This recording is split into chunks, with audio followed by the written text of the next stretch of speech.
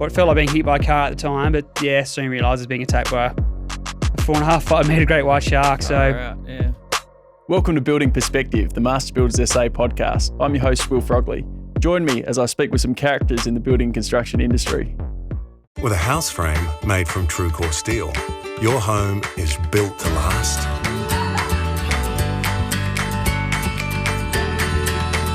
Choose the inner strength of true core steel. All right, today's guest on the podcast is a young bloke he's got an amazing life story and he's doing some fantastic things for the industry here in South Australia. Joined the Master Builders team only a few months ago. The man, the myth, the legend, Chris Blows. Welcome to the podcast. Thanks for having me on, mate. So, Chris, you have joined the team at MBA very recently, and it's what you've been able to offer, not just MBA members, but the industry's been fantastic. And we'll get to all the things you're doing for us. But, I mean, you do have an amazing story in the construction industry. You know, you were for people listening or watching, I first met Chris at a Mates in Construction lunch last year, and he gave an amazing speech about his life story. And I went up and had a chat with him afterwards, and he said, I did my apprenticeship with Master Builders, and I thought, we've got to get this guy doing something for the team because it's just such a good fit. So now I've got him on board as a Born to Build field officer, which is all about attracting more young people to the trades, which obviously we all need, and RISE, which is a mental health program for the industry as well. So, Chris, with your experience, you definitely can offer a lot. So it's been great to have you join the team. No, I'm looking forward to what the future has a hold of us. So yeah, it's exciting. Love that I can still be involved within the construction industry, but within a different sort of area. But yeah, I'm really looking forward to it. That's another thing we've got in common, mate, is we're both born in Adelaide. Well, you in the hills, me in Adelaide, and we both ventured out to the Eyre Peninsula in our early 20s, for work and life. And so I think with your story, mate, I always took a great interest in it long before I ever met you because it was something I could imagine happening myself because, I used to go out to a lot of the places you used to go out to in Port Lincoln or around that area. I used to play sports in the local community there, and I lived in places which was relevant to you as well in the town itself. Tell us a bit about your journey, mate, when I guess probably from starting from school and how you ended up living out on Eyre Peninsula, starting with going into a trade at MBA. Yeah, so I grew up in Woodside in the Adelaide Hills. I went to school at Cornerstone College in Mount Barker, and yeah, I was that kid that probably struggled at school a little bit. I really loved hands-on subjects like music, tech and PE and stuff like that, and that's why I decided to leave school after year 11 and pursue my apprenticeship as a carpenter through the Master Builders Association. But I knew that was the avenue I always wanted to be in construction, and yeah, so I did like a bit of a vet course for a few months, and then a local builder in Woodside, offered me a job. And yeah, I was really lucky with the guy I did my apprenticeship with. We did small extensions, big new homes. We did a massive variety of work. So it wasn't just, the same thing every day. And he was a really good bloke to work for. Yeah, in my time of doing my apprenticeship, I met my now wife, Chloe. She was studying at uni to be a school teacher, and when she finished her degree, she got a scholarship to go over to Cummins on the Eyre Peninsula, and that's where we did the long distance thing for probably maybe 6 months. So I was going over there every second weekend. Realised when I first moved over, when I first started going over there, I started seeing some of the surf spots and all that sort of stuff, and I was like, I've got to get over here. And I moved over there not long after that. And what year was this, mate? 2011 or 12, I think. Yep. Yeah. And instantly fell in love with the place.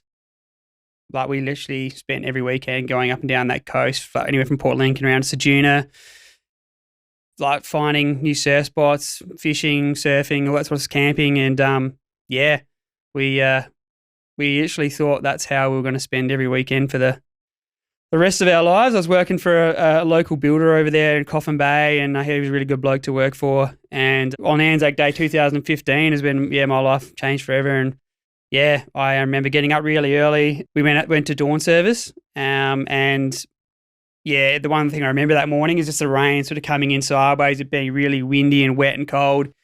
And because we got so saturated, we decided we'd head out to a spot known as Fishery Bay. It's about 35k southwest of Port Lincoln.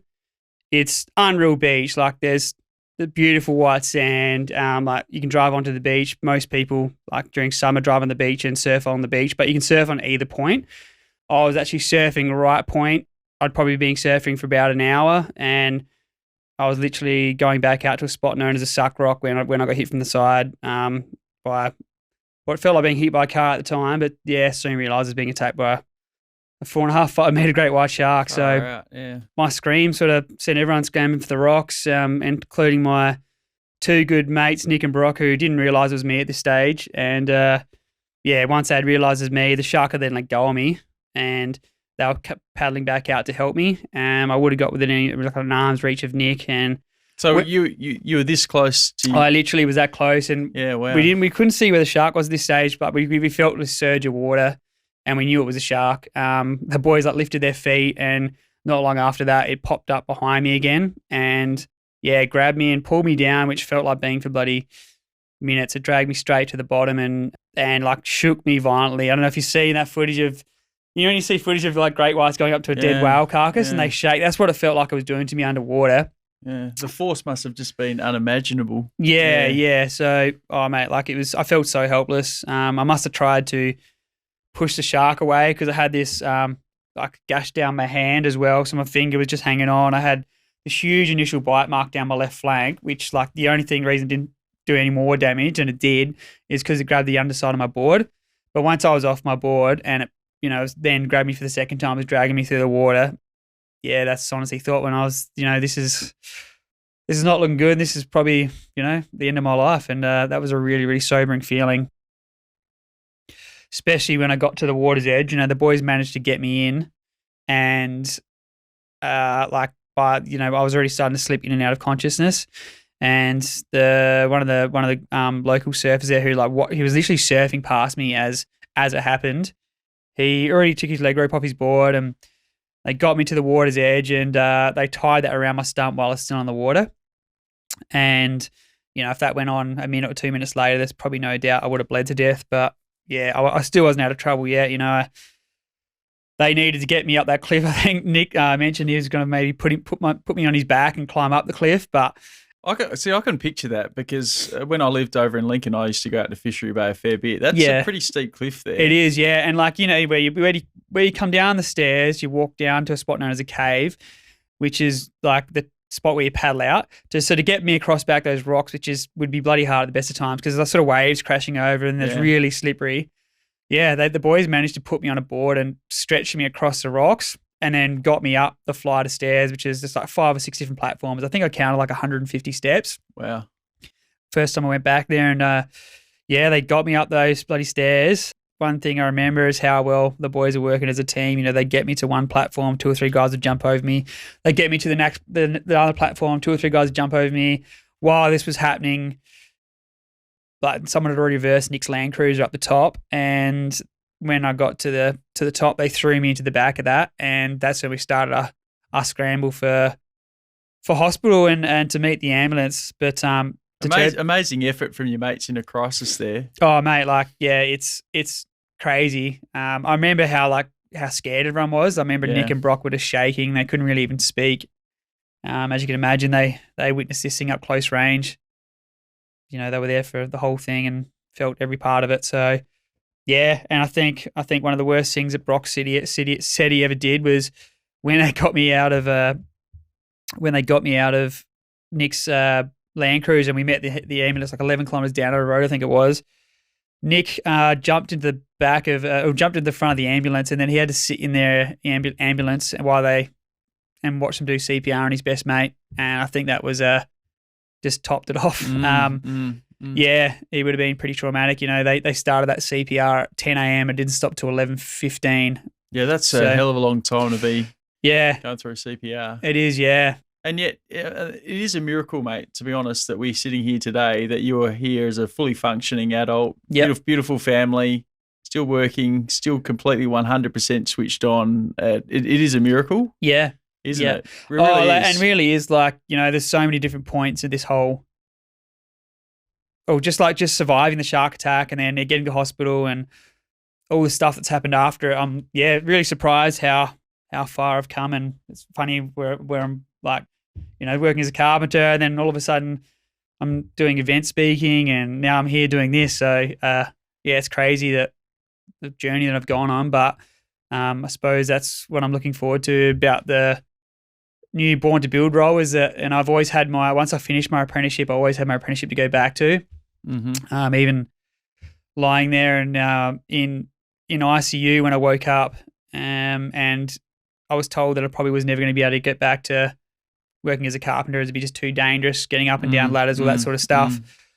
I went out and got a job in the insurance building industry, but I suppose that's one of the great things about having my trade. I had the opportunity to go do something else. I did end up going to, while I was recovering from my injuries, I did my Cert 4 in building construction. Yeah. Then when I got a job as a building supervisor in the insurance building industry, it just didn't turn out to be what I liked. It's bloody hard industry, and I struggled at it. But then I come back to my trade, decided that job wasn't for me. Come back to my trade, ran my own business on the tools, had an apprentice, all that sort of stuff for the last few years, well, till now. And and then started doing more event speaking, and then met you, and here I am. So I think, firstly, my hat's off to you, mate. Your courage, your guts to be able to do what you've done in terms of your recovery is just full credit to you. And it really inspires me, to be honest. So that's, massive credit to you. And then also just your ability to help people at this point is just so massive. So many people could benefit from just sitting down with you one-on-one. And that's what we actually offer everyone in the industry through the RISE program. Do you want to just tell us a bit about your role with the RISE program, and then we can talk about Born to Build? Yeah, so the RISE program, is a mental health support program funded by the state government that you got through 12 months or whatever it was ago.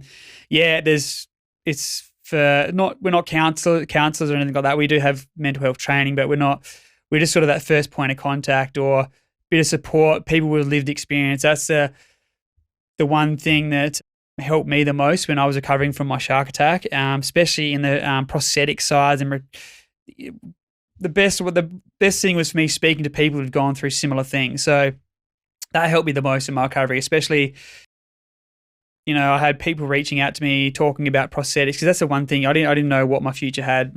So going out and speaking to other people who had gone through similar things really, really helped me. I suppose that's what the RISE program is about. I'm here to help people that are going through a hard time, or people that are trying to get back to work from injury or illness. I've obviously been to hell and back. It wasn't just my physical injuries, but I was very, because I had so much blood loss and so much CPR, I went into renal failure. I had, high blood pressure. I was on blood pressure medication for 6 months.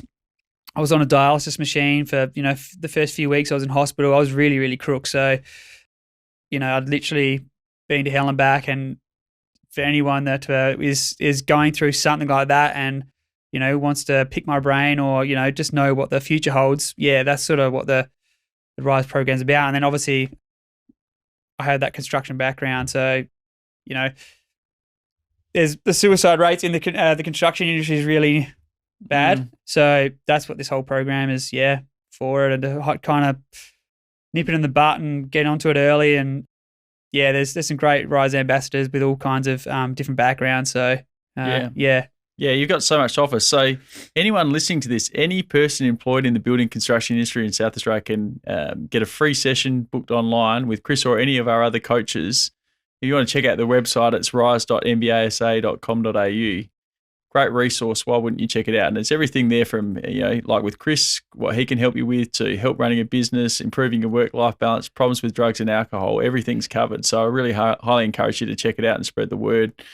Chris, the first time I did meet you in person was at a Mates in Construction lunch at Adelaide Oval, but I'd been following your story from afar for quite a while. I've read your book, Caught Inside. Obviously, I used to live in Lincoln. I think one of the main things that resonated with it, well, number one, I really admired your guts, but then also because I moved over to Port Lincoln about the same age as you did, I used to go out to Fishery Bay a bit. I lived over the road from the hospital. I could really kind of picture the whole thing happening. So I thought, shit, that could have been me. And that really hit home pretty hard.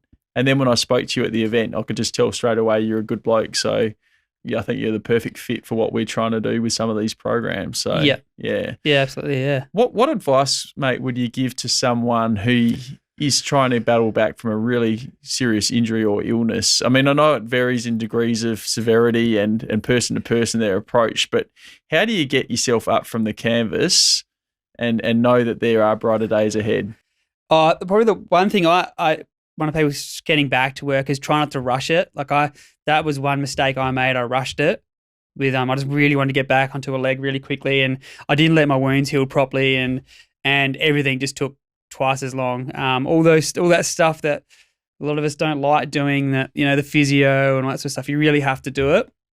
But important to know that there's going to be 2 steps forward, 3 steps back. It's never always good. It's just one of those things. You just gotta keep moving forward pretty well. I found that really, I found when I was being really negative and down, I was taking these steps back. I wasn't achieving anything, but trying to be positive and be grateful for stuff I still had in my life. That's actually what helped me get through my whole period of rehab.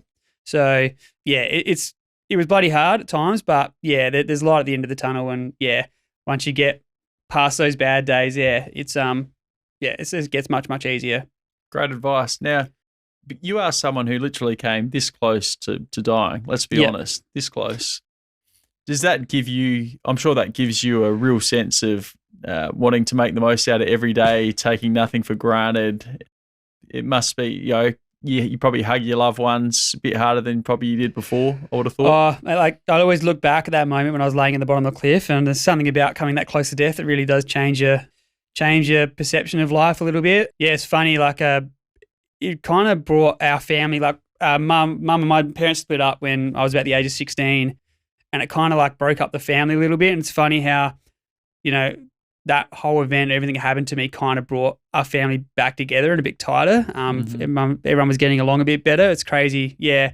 It makes you really put things into perspective that, you don't know when your last day is, when your time's up. So trying to make the most of the time I have moving forward. So yeah, that's one of the, when you come that close to death, it really does change your perception of life. And don't take all those little things for granted like I used to take before. Even just walking up and down the street, going to the toilet in the middle of the night, I had to relearn how to do all those things when I first got back from hospital. That's when everything really sunk in, because when I was in hospital, I had everything the push of a button. And when I got home, everything sunk in, and that's when I realised, things are going to be different. Yeah. So, yeah. But it's, as I said, I definitely don't take those little things for granted anymore. That's for sure.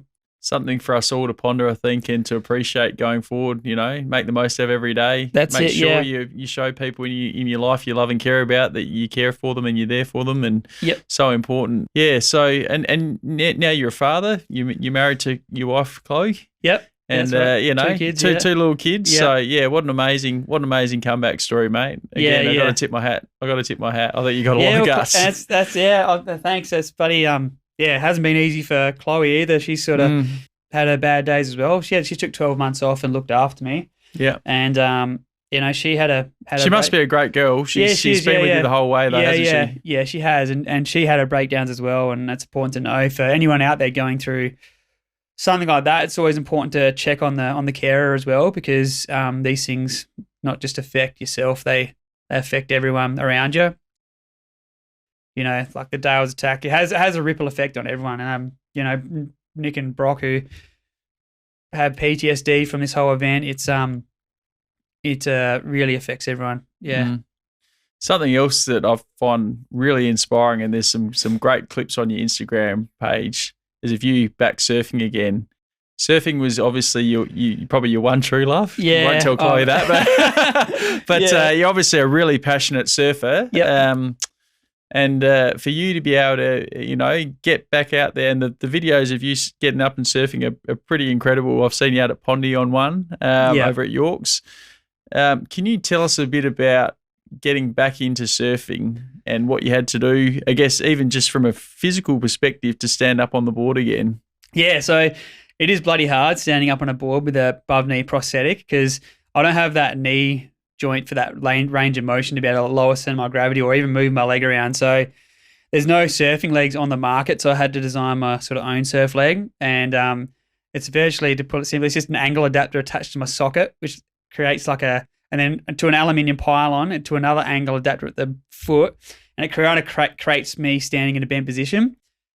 gave it a few goes in the backyard, just on the decks, trying to pop up. Was comfortable enough to get back in the water. I mean, it took me over 12 months to be comfortable getting back in the water. You know, I went through one of the most traumatic experience ever, getting attacked by a shark. I had to be comfortable, you know, being out there. And then, once I'd got to that point, we went down to Middleton and got a start on a really, really long board. Probably fell off more times than I stood up, but I did stand up. And once I stood up once, I knew that, you know, I was going to be able to do it. And amazing. And then I was instantly hooked again. You know, I pushed. Tell me about the feeling when you stood up for the first time after your injury. Like just pure exhilaration. I was like, excited that I was actually able to do it. Yeah. Was that the point where you thought, I'm back? Yeah, it was literally. Chloe was a blabbering mess on the beach. She was crying because she knew, like, when I lost surfing, I almost lost a part of me. You know, and she knew how much it meant to me. And to get that back, really changed everything. And I think it was good for Brock and Nick to see as well. They were both surfing with me. To see their mate, I don't know, from where he come from, get back in the water and surfing again, really helped with their recovery as well. And I think surfing now really is my medicine. Like I never had any PTSD till I was about 5 years after my attack, when I was everything, you know, I thought I'd gotten away with it, and then I started waking up in the middle of the night hearing sirens, waking up in hot sweats. I was having these crazy panic attacks where I'd be driving down the main street or the street or whatever, and it looked like everything was in fast forward and I'd have to pull over. Like it was really, really crazy. Like it looked like cars were coming at me at 300 kilometers an hour. And this didn't happen until 5 years after. 5 years after. Wow. And I honestly thought I was going crazy. And it wasn't until like I had a conversation with, I think it was Nick, and he said, mate, like you forget that you've been attacked by a shark. Don't worry, like these are all things I had as well. But we kind of need to get, I think the best thing would be get back into surfing and try and knock it on the head. And that's what I go to now when I'm going to be covering this from this both physically and mentally for the rest of my life. But it's about having that toolbox of strategies there to go to when I know I'm feeling down, or where I know when I'm having a bad patch. You know, it's not always good. It's, you know, I have bad days as well. And surfing is one of those outlets to be able to go out in the water. And something about, you know, like getting in the water and just that, even if you don't get any waves, just that feeling of when you get out and you get changed out of your wetsuit. It's just something about it I just love. So, and it's helped me massively with my recovery. And you're heading over to Melbourne this weekend to visit Urban Surf, the wave pool over there with a group of mates. Yeah, mate. Yeah. So with all the shark attacks that have been going on lately, I haven't been. I've been staying out of the water a little bit. So we booked a session to go. To the wave pool with about 6 or 7 mates. Going to surf a few sessions on the Saturday, and then on Sunday. It's all in preparation. We got the Australian Adaptive Surfing titles in Byron Bay in a month. So, because you're a national champion in your category. Is that right? I've won one Australian title, but this is a different. There's a league, or it's more of it's like a world tour now. So there's event in. There's a world tour. Wow. Yeah, so they're all paid. You get paid for if you second and third or whatever. Wow. So there's starting in Australia this year. So then after Australia, I think it goes to Hawaii, Costa Rica, and then it finishes in America. It's going to be really good because it's the Australian leg of that tour, but there's going to be competitors from all over the world coming. So I think there'll be 200 or 300 people. Wow. It goes for the whole week. Yeah. And if hopefully the surf, we get the pass at Byron Bay, so and it's been pumping lately. So hopefully you booked in your annual leave, I hope, Chris. I have, yeah. So I'm really looking forward to it actually. Yeah. Yeah, it sounds great. Yeah. Sounds great. Yeah. The other program you're involved with Master Builders is you're one of my Born to Build field officers with Amanda Hewer, who's an ex-Sparky. You're obviously an ex-Chippy. And that's all about changing the perceptions on trades in schools because for so long they've been marketed really poorly. And so what Chris and Amanda do is they're out there every day talking to kids. It could be a school or a sporting club or a career expo or whatever, promoting the great benefits of the trades. And why I think you're an excellent choice for this role is, I mean, you were saying earlier, like what you were like in high school, that the hardest thing is to get a group of kids to shut up and listen. Yeah. So I guess when you come in with your story, you're automatically interesting. So, I mean, you've been with us for a couple of months now, and you went out to your old high school recently. And how have you been finding it out there? Yeah, it's really good. Obviously, it's the kids stay engaged. Like with my story, I'll just spill little bits of it out. So I've been twining into my construction journey, and you can hear pin drop the whole time. So it's I'm definitely getting the kids engaged and hopefully inspiring them to maybe look at a trade pathway. As for me, you know, I always knew I wanted to do that, but you know, back when I went at school, trade was something you did when you know you weren't going to uni or you weren't smart enough to do this or whatever. But you know, some of these trades are making more money than plenty of uni degrees these days, and you get paid while you do it. And even once you finish your apprenticeship, there's so many different pathways you can go on. Mine, for example, you know, once I lost my leg and when I got a job as a building supervisor, then come back to my trade, started my own business. Then from that, now I'm here running the Born to Build program. So just because you have a trade background, you can end up in all kinds of different roles. So anyone who's listening or watching to this and wants to know more about Born to Build, there's a good website, born2build.com.au, to the number. And that's a really good resource for anyone wanting to find out what a trade actually does, how you get qualified, what a typical day might look like, how much you can expect to get paid. It's a really good resource because we didn't used to have our equivalent of like a uni prospectus, which lists all the degrees and all that. Yeah, so that booklet's awesome. That's a really good idea. Yeah. And we get a lot of good feedback from that. It's changed the perspective. It looks professional. It gives you, you know, then it's right there in your face. Like, it's all the details you need. And and some of the pay, I think, really gets the attention of the young people. How much some of these some of these trades getting paid and project managers and whatever they are, So I think it was pretty obvious to me that we needed to, you know, let people know of these kind of opportunities to get them interested because, you know, their eyes do light up when they see how much they could earn in the construction industry. Yeah, absolutely. Yeah. It's not an industry that suits everyone, let's be honest, but it does suit someone that likes to be rewarded for hard work, I think, and also to have a good lifestyle as well. Yeah. A lot of our members, you know, love playing footy or surfing and doing stuff like that on the weekend. So the active person, I think it suits very well. And like I say, when I speak to kids and stuff, you know, once you got your trade back, like your trade, you can take that anywhere with you. So like, if you want to go, it's a nationally recognised accreditation, so you can go anywhere in Australia and do the same thing. You can, like, even if I had a couple of mates that finished their apprenticeship, went over to Canada, and we like Australia. And but Whistler, did they? Yeah. That's where half the young Aussie population is. And we have a really good reputation for being good workers. So if you want to go overseas and work somewhere, you get picked up straight away. It's mobile. That's great. You can work anywhere, really, can't you? Yeah. Yes. Yeah, that's one good thing about it as well. I know quite a few people who've gone and lived in London or Canada or whatever, and then come back and now running their own businesses back here. So you can take it anywhere. That's fantastic. What do you think long term, mate? You're obviously a new father. I think you are thinking about moving back to the Eyre Peninsula. Yeah, one day. We probably eventually. Yeah. We'd love to bring the kids up there.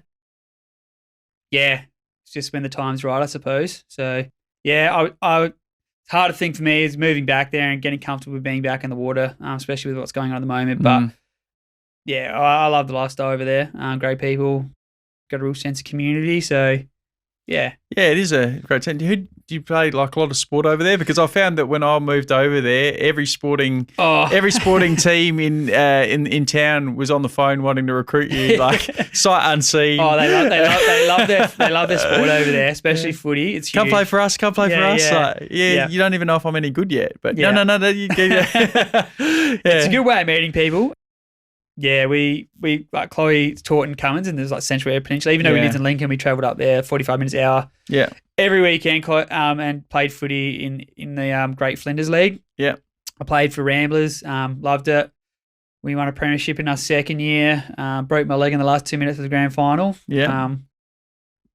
One of my best mates who was playing the other team tackled me. Is that right? Yeah. I knew about the injury. We were winning by 6 goals. I didn't realise it was one of your best mates that. It was a bit of anger in that tackle, I reckon. But it's. I hope he bought you a beer afterwards. He came and visited me in hospital, laying in Cummins Hospital. So then it's funny. After that, I sort of stuff this. I'm gonna quit footy, get way too many injuries doing that, and then I'm gonna just have a year off and go surfing, and then get attacked by a shark and lose my legs. So it's unbelievable. Yeah. But I would love to get back over there one day. Yeah. Yeah. It's a beautiful part of the world, and it was a great lifestyle. I agree.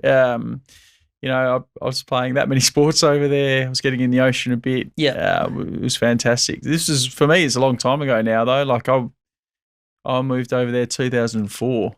Yeah. Believe it or not. So, yeah, cool. 20 years ago, far out. Yeah. Time's flying. It does. It does, yeah. Yeah. So, when was I? I'm thinking the last time I was there, I think I was there for a wedding it was probably about 2 years ago now. Yeah.